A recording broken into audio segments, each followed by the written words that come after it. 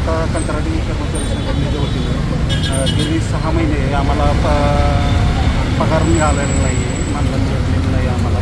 त्यामुळं आज आम्ही 1 तारखेपासून 5 तारखेपासूनपर्यंत आम्ही इथे धरणे आंदोलन करणार आहोत जेडपीला.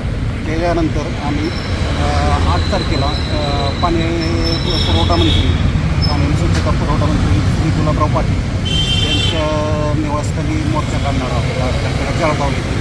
आणि त्याच्यानंतर मग तिथून पुढे 9 तारखेपासून पूर्ण काम बंद आंदोलन करणार आहोत.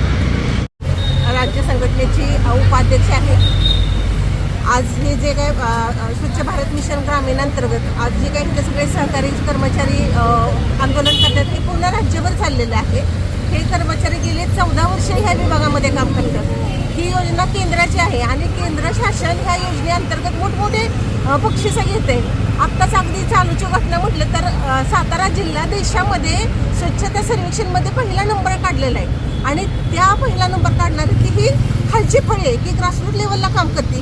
परंतु आज ह्या कर्मचाऱ्यांवर उपासमारीची वेळ आली. गेली 6 महिने ह्यांना कुठल्याही प्रकारचा अनुदान किंवा मानधन मिळालेलं नाही आहे. बघा आता त्यामुळं ज्या गोष्टीसाठी घराचं उदरनिर्वाह चालणे अगदी येऊन वाट खर्च आहे, मुलांचे शिक्षण आहेत किंवा जे वैद्यकीय खर्च आहे हा कुठलाच आता आम्हाला भागवता येत नाही. आणि आज जे हे सगळे कर्मचारी आहेत ते सगळे ऑल एज्युकेटेड आहेत. इथं सगळे झालेल्यांचे ग्रॅज्युएशन झाले, MSW येते, PhW येते, MBA झालेले आहेत ती लोक.